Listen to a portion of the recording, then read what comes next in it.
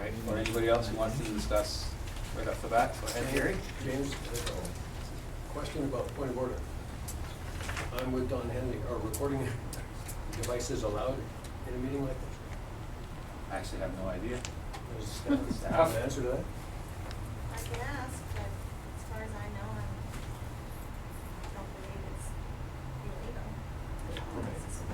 illegal. As long as you don't mind keeping the white light off. Did you see Don Henley? He made a very good point. Okay, so just Gary. Where is the revision? And this is outdoor recreation amenities, 7.0? 7.0, yes, which jumps right to 7.1. Yes. Commercial use in parks. And it's in the third paragraph, which is community telephone survey? No. Right here. Through your chair, do you want me to? Go ahead. Yeah, following the approval. I see, okay. So just to clarify through the chair, this was the original wording that came to the steering committee in your draft one.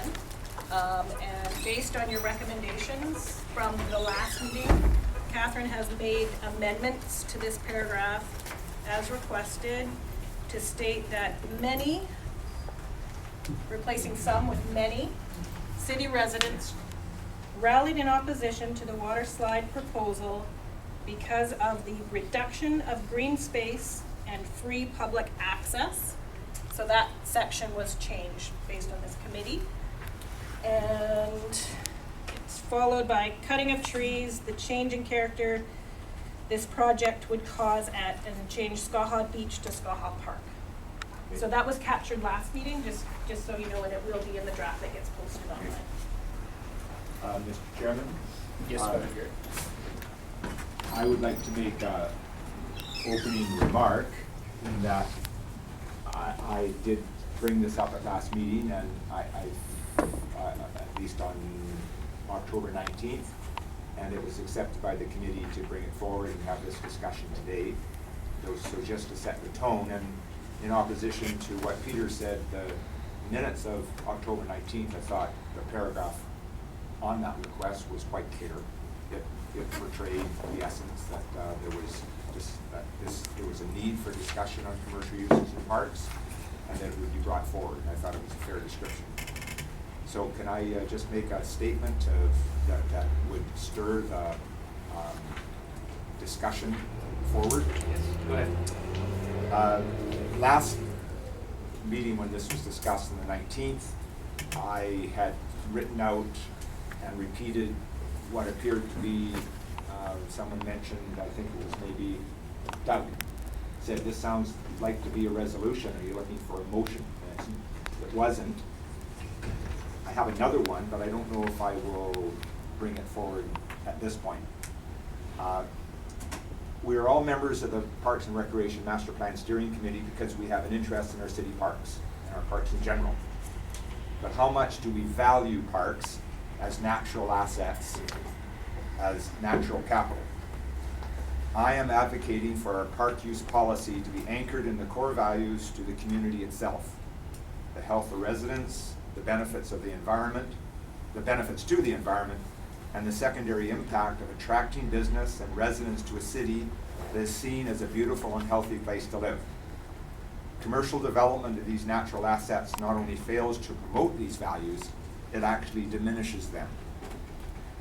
Dr. Jerry Carr made a presentation to this committee in June on the benefits of green space and open parkland to healthy living. Dr. Carr provided and left with us a wealth of reading material that provides an evidence base to support these values. Now, as a steering committee of the Parks and Recreation Master Plan, the time has arrived to influence the policy regarding commercial use in our parks. This is where the rubber hits the asphalt or the grass, if you like. This section of commercial use in the master plan is arguably the most important issue to be addressed, the most important single issue to be addressed in this park planning process. And I submit that unless it is resolved to the best of our ability, and certainly better than the current situation, we won't be able to call this master plan process a success. I have a proposed recommendation for the steering committee for discussion. I would rather spend the time on an open discussion, but I do set the tone to say that when we refer to the word commercial use, we have to define commercial use, and maybe that's a given, but when some people say, well, there's already commercial use, and do you mean that you don't want to have food sales, or how about boat rentals? We need to define what we mean by commercial use, and then once we have a common language, then we can start to understand what we're all talking about. And it might be a definition that is simply small-scale commercial use and large-scale commercial use. Or it could be the consultant, Catherine, in Urban Systems, has a wealth of experience. She might have some better terminology. The verbiages, those are details, but maybe we have to say that anything that complements the use of the park by the users for its principal use of recreation, relaxation, and revitalization. You go there and you want to have some food or an umbrella, or rent something for your family or your kids. In other countries, they rent umbrellas and mattresses. But whatever it is, it's for the enjoyment of the park itself, rather than being something that is becomes a permanent structure and overtakes the principal use of the park and becomes, for that portion of the park, an amusement park. We may not be able to come up in the committee with an absolute fail-safe, concrete, written in granite resolve, but we need to come up with something better, in my opinion, with all respect to the consultants, and coming near the end of what I wanted to say, is the recommendations that are contained in the draft report. Now I changed my page to see the amendment. There are recommendations for commercial use in parks, and this is only a draft. That's where, therefore, it's up on the screen. I make no comment 711 because, frankly, I'm not exactly sure of what the cause and effect would be there. But establish a policy for commercial use in parks is there's no challenge. I do challenge that until the policy is in place, to review the proposed commercial uses per the criteria in Figure 7.1. And Figure 7.1 is the results of the telephone survey, and the other survey, sorry? This is 7.1, which is the matrix that she's referring to. Believe. Isn't it right in here? Criteria. 7.1 is this. I wonder if that, 7.1 is the community telephone survey responses on commercial uses, okay. which says, amongst other things, that 40% of the population is in favor of commercial uses of large-scale developments such as the water slide on waterfront parks. And I challenge that. I challenge the validity of it for a number of reasons. Because Sorry, through the chair, I'm wondering if it might be a typo, because I'm looking at, she's referring to the criteria, and I'm wondering if she's referencing the physical criteria in the table following, so I will clarify that. well, the written, like the verbiage that follows, Yeah.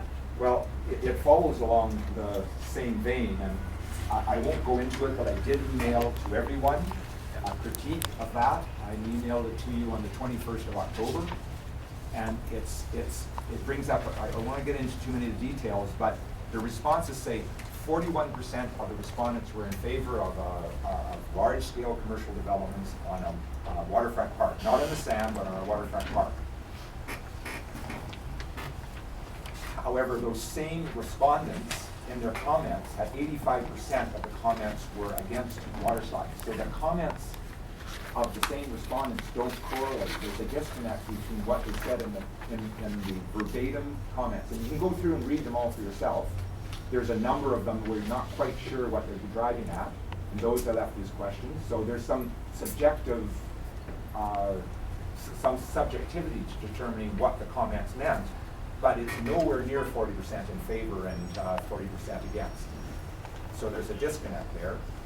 Secondly, the Herald specific question with another scientifically valid poll shows 79%, 17%, 79% opposed, 17% in favor. Third point is, if you would read the newspapers, there's 700 letters in the past 16 months and 93% of them are against the water slide. That has to give you some idea that this one is out of sync. The next one is 7.14. So 7.13 is that this commercial policy could take years to establish. It may never be established. This report may never be adopted, but if it's adopted, the commercial policy may not be finished. In the meantime, we're supposed to rely on that telephone survey results. 7.14, for any proposed commercial uses that have permanent effects on parkland, that is reduction of green space, conduct a community engagement process prior to approving the use. And I don't think that is strong enough, and that's where I hope that this conversation can go. A community engagement process is too vague for something that would impact the park permanently, a park permanently.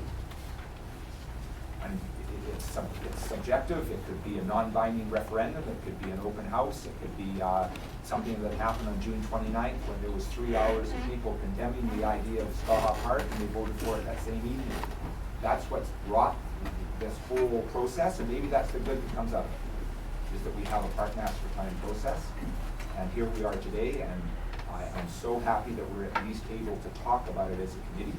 I don't expect it to be resolved today, and I do respect that I'm only one voice on a panel of 13. Thank you.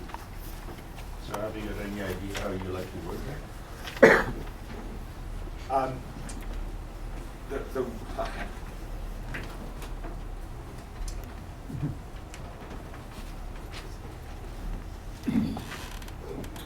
This is general. You said, have I got the solution? No, I don't. No, I'm just saying that if you don't like the community engagement process, then you must have some idea of Yes. what you would like to see. So I like to hear that. The recommendation to be included in the final draft of the Parks and Recreation Master Plan is to make whatever changes are required to the city's parks bylaws, the city's procedures, or the city's park bylaw for commercial uses, and/or parks classifications that would prevent large-scale commercial developments in our parks without first receiving the assent of the electors. That may not be possible. Assent of the electors is a legal term, and in the province under provincial statute, and that's why I was hoping that, well, she'll tell us, that it may not be, you can't bind a particular council on something that is addressed by a provincial statute. It trumps what we do locally. So there's a referendum, and there's a binding referendum, and there's the assent of the electors. But we have paid help here, consultants with vast experience, and we've got staff that are invested in parks and recreation, better minds than mine, and more experience than all of ours, that we can come up with some way that other cities prevent this from happening. It's not unique to Penticton, but whatever changes are required to prevent this kind of large-scale development,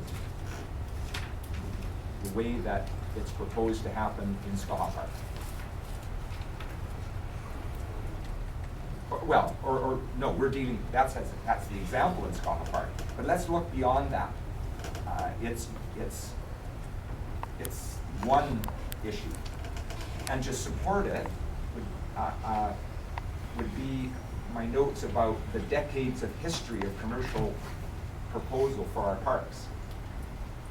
It's too long to discuss here, but there are specific issues in the 60s, in the 80s, in the 90s, protect our parks, that it's the same thing all over again. And ironically, yesterday or the day before, there's another proposal that would just defer this commercialization of Skaha Park from a water slide to another decision in 2019. So we'll be back at it. And that's the part that I'm hoping that we can avoid. You just mentioned, you highlighted previous attempts to utilize parkland.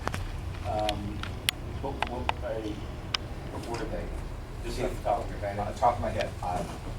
And we have all the records that mostly from the papers and from the Parks Board, when there used to be a Parks Board in Penticton that had independent authority from the city of Penticton. And that seemed to have, we couldn't find any minutes from the Parks Board after the late 50s.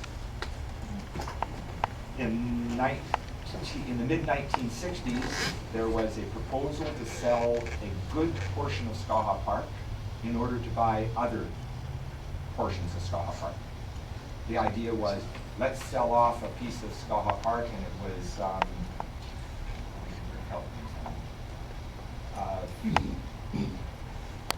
and there was a referendum held. And there's all sorts of editorials and letters and petitions, and the result was that the referendum was defeated. There was a way of still going through Victoria and getting it done without the approval, but the council backed off at the time. So what they did was, they said, no, we don't want to sell that piece. It was going to be for commercial, and then take that money and put it in and buy other parkland. They said, no, we don't want to sell it, and they bought the other parkland eventually. So they have it all. And what they wanted to sell was portions along the edge of Skaha Lake Road. And there's a map, is that correct?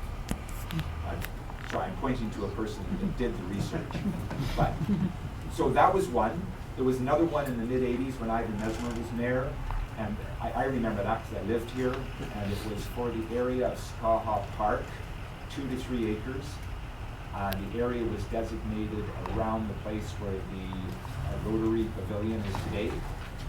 And it was for the city council at the time went out and asked for proposals of interest from developers to put commercial amusements in that area. Come to us with some ideas. And they did, and included in one of the, I remember really clearly, it was bumper boats. There was some sort of a lagoon to be made, and then bumper boats. And then Councillor Whitaker, now Dorothy Tinney, was on the council at that time. Ivan Mesmer was mayor. There was considerable heated debate in the community, and the application was the proposal, council heard what was coming, and it was withdrawn. So the difference there was, at a proposal stage, the city council got input, and then abandoned the idea. And then, of course, the most recent one, which was in the 90s, when there was a developer that tried to get the area just to the east of the Penticton Lakeside Resort, which is now Okanagan Lake Park, rezoned for condos. And that created the Protect Our Parks Ad Hoc Committee.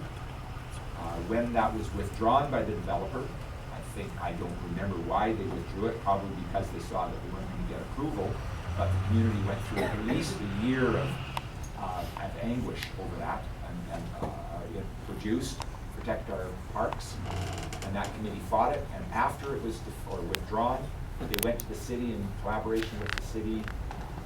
There was a park dedication bylaw, 2002-42, that was promoted by the city, and it went to referendum and municipal elections in November of 2002. It was passed by 93% of the electorate.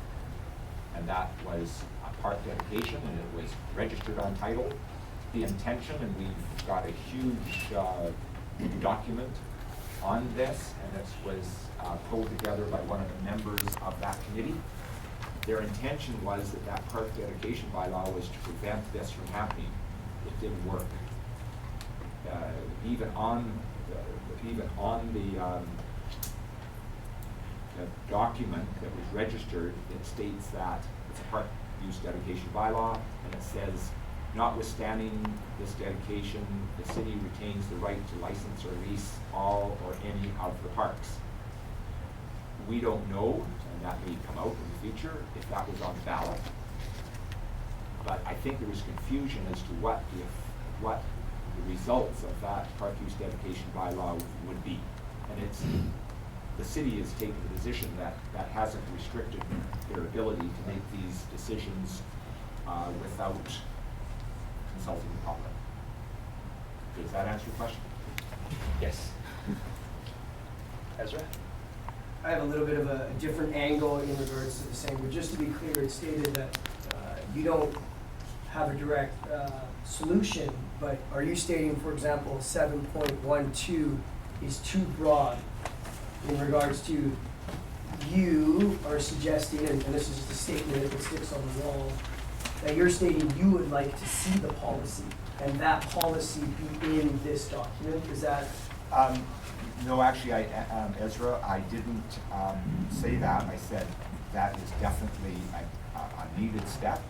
The policy for park use, a policy for commercial uses in parks, but I don't know when that's going to be done. But are you suggesting that if that policy was there, whatever amount of pages it is, and you reviewed it, and it really solved the problem that has been faced with the city and the public, that would give the city of Penticton and its residents, or for example yourself from your point of view in the steering committee, to be able to sleep at night and possibly enforce it so it could go to the next step?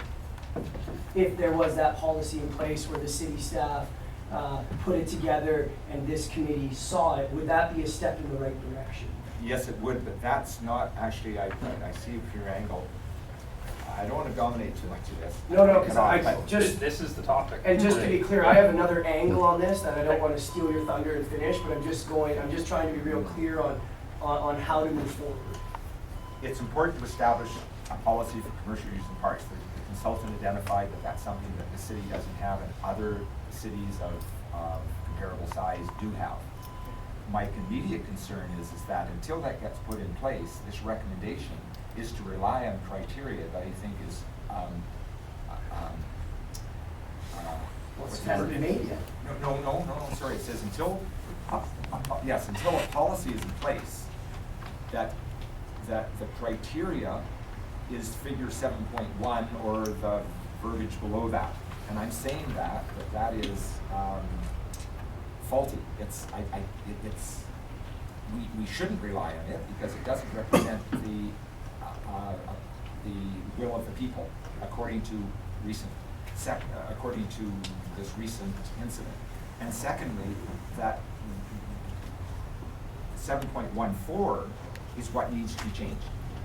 Just to be very clear, thank you. Peter? Thank you, Mr. Chair. I think there's a real need for this committee to go back and ask some fundamental questions before you ever go to try and develop the policy. For example, commercialization is intertwined with encumberment, to encumber a property, to thwart its uses, to hamper its uses. It's also intertwined with the word of encroachment. So if you think of commercial policy, you have to think of encroachment, maybe a policy towards the encroachment upon city parks, or the encumberment of city parks. They both are different, but they both relate to commercial uses. I also think there's confusion in this report, perhaps around this table, between concessions and commercialization. Commercialization being a much bigger mandate than the role of concessions in parks. Concessionaire policy has usually been short-term, 1, 2, 3-year leases in rights to sell and things of that kind. Commercial policy, on the other hand, goes towards the development of a Banff town center inside a national park. far more than concessionaire. But I do not believe that this committee, nor can this consultant at this point in time, develop a commercial policy for the city parks without addressing the issues of encroachment and encumberment. Now, here's one thing that this committee could do, and I would like you to think about what I'm going to say now. And that is, we've been dealing with parks, but we've never defined them. What's a park to one is not necessarily a park to another. And there's all kinds of different parks, from tot lot parks to national parks. But I'm going to throw out something that I'd like this committee to think of, perhaps to join with me, and get a definition from which, if we had a definition, we could begin to address these issues of encroachment, encumberment, and commercialization. Okay? Only if we know what the hell we're talking about could we establish a policy particular to it. Now, before I do this, specific little parks or Pacific parks, local landing, or scofflaw, get them out of your head. This report, or this